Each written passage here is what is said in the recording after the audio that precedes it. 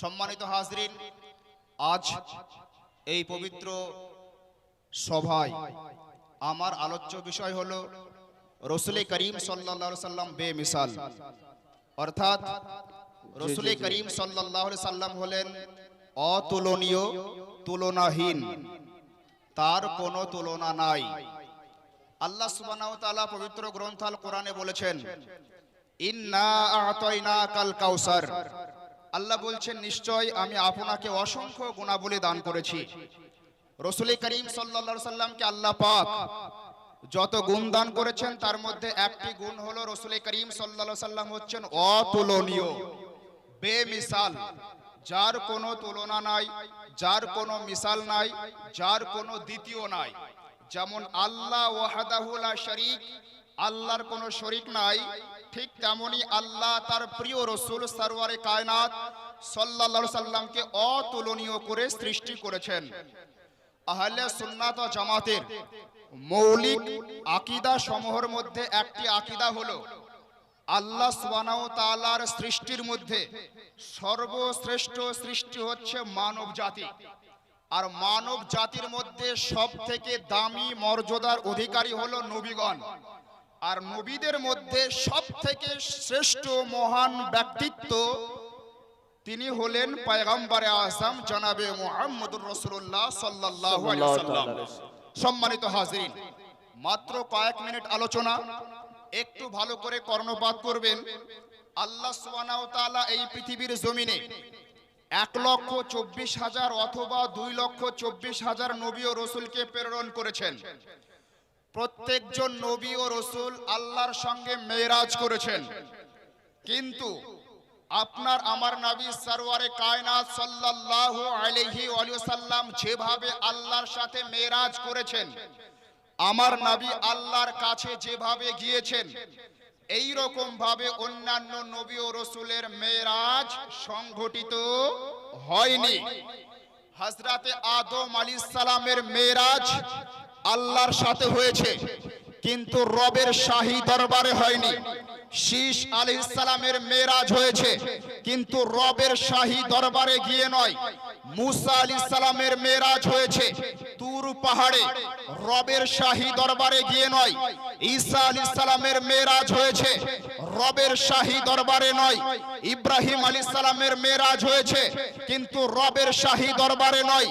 ইসমাঈল আলাইহিস সালামের মেরাজ হয়েছে, কিন্তু রবের শাহী দরবারে নয়।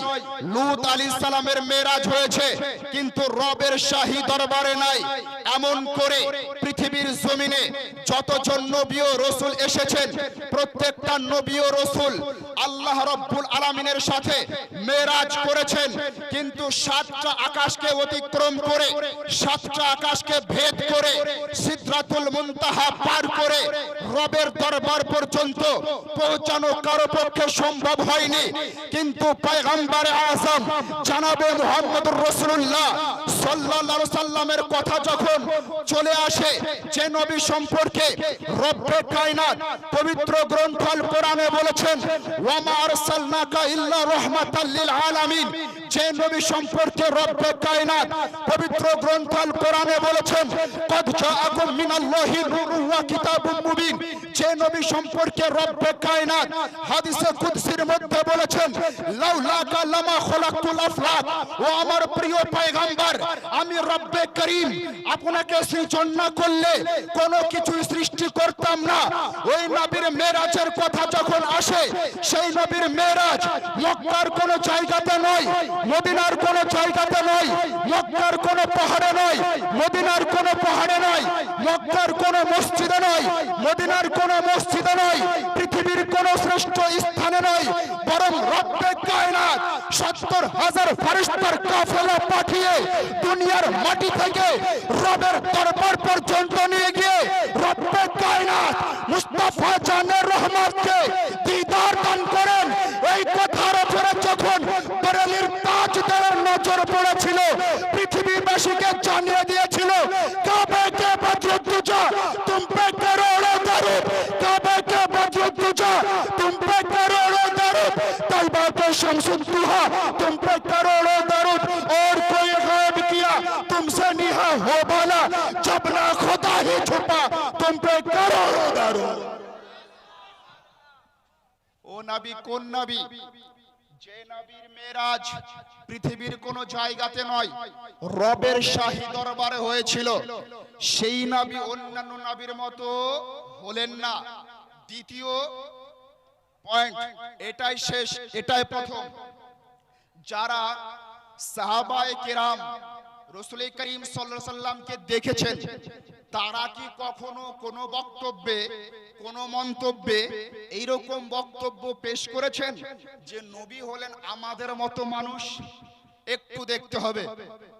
সম্মানিত হাজরিন, আল্লাহর রাসূল সরওয়ারে কায়নাত সাল্লাল্লাহু আলাইহি সাল্লামের পবিত্র জবান থেকে স্বীকৃতি প্রাপ্ত জান্নাতি সাহাবী হযরতে আবু বকর সিদ্দিক রাদিয়াল্লাহু তাআলা আনহু মুস্তাফা জানে রহমত সাল্লাল্লাহু আলাইহি সাল্লামকে দর্শন করার পরে বলেছেন, আমি রাসূলের মতো সর্বশ্রেষ্ঠ কাউকে দেখিনি। ওমরে ফারুক আযম রাদিয়াল্লাহু তাআলা আনহু নবীকে দেখার পরে মন্তব্য করেছেন, আমি নবীর মতো সর্বশ্রেষ্ঠ কাউকে দেখিনি।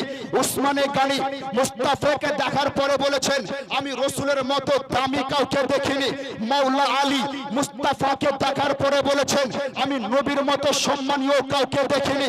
হাসনাইন কারিমাইন মুস্তাফাকে দেখার পরে বলেছেন, আমি রাসূলের মতো সর্বশ্রেষ্ঠ কাউকে দেখিনি।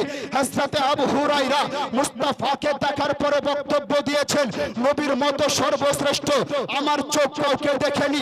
হযরতে আবু যর গিফারি মুস্তাফাকে দেখার পরে বলেছেন, মুস্তাফার মতো সর্বশ্রেষ্ঠ, মুস্তাফার মতো সর্বোত্তম আমার এই চোখ কাউকে দেখেনি, আমার এই নজর কারোর উপরে পড়েনি।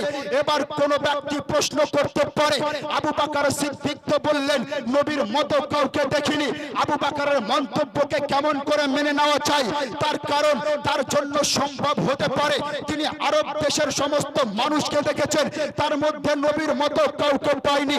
এটা তো হতে পারে ভারতের মাটিতে নবীর থেকে উত্তম কেউ থাকতে পারে, বাংলাদেশের মাটিতে নবীর থেকে উত্তম কেউ থাকতে পারে, পাকিস্তানের মাটিতে নবীর থেকে উত্তম করে থাকতে পারে। এরকম করে সারা বিশ্বব্যাপী সমস্ত সাহাবায়ে কেরাম ভ্রমণ করেননি, সারা বিশ্বব্যাপী সমস্ত সাহাবায়ে কেরাম দর্শন করেননি, সমস্ত মানুষের কাছে পৌঁছাননি। তাহলে তাদের মন্তব্য কেমন করে মেনে নেওয়া চাই?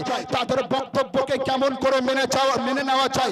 এই প্রশ্নের উত্তরের জন্য উলামায়ে কেরামকে জিজ্ঞাসা করবেন না, আমাকে জিজ্ঞাসা করবেন না, ইমামুল মুনাসিরিনকে জিজ্ঞাসা করবেন না, সিদরাতুল মুনসি আপনার ফেরেশতাগণের যিনি সরদার হযরতে জিবরাইল আলাইহিস সালাম যার নেতৃত্ব সমস্ত ফেরেশতার মধ্যে চলে, সেই জিবরাইলকে জিজ্ঞাসা করুন, হে জিবরাইল তুমি পূর্ব থেকে পশ্চিম পর্যন্ত, উত্তর থেকে দক্ষিণ পর্যন্ত সারা কায়নাতকে দেখেছো, তুমি কি নবীর মতো কাউকে দেখেছো? তার বক্তব্য কি দেখুন। তিনি মুস্তাফা জানে রহমত সাল্লাল্লাহু আলাইহি সাল্লামের পবিত্র দরবারে উপস্থিত হওয়ার পরে বলছেন, ইয়া রাসূলুল্লাহ, ইয়া হাবিবাল্লাহ, আদম থেকে ঈসা পর্যন্ত দেখলাম, পূর্ব থেকে পশ্চিম পর্যন্ত দেখলাম, উত্তর থেকে দক্ষিণ পর্যন্ত দেখলাম, আকাশ থেকে জমিন পর্যন্ত দেখলাম, সারা কায়নাতকে দেখলাম। রব্বে যুল জালালের কসম করে বলি, ইয়া রাসূলুল্লাহ, আপনার মতো অতি উত্তম, আপনার মতো সর্বশ্রেষ্ঠ, আপনার মতো মহামানব আমি জিবরাইল চোখে দ্বিতীয় কাউকে দেখেনি। এই জন্য আমার ইমাম বলেছেন, यही बोले सिदरा वाले, यही बोले सिदरा वाले, जमाने जहां के थाले सभी मैंने छान डाले, पर तेरे पाए के न पाया, तुझे एक ने एक बनाया, तुझे हम है खुदाया, तुझे हम है खुदाया।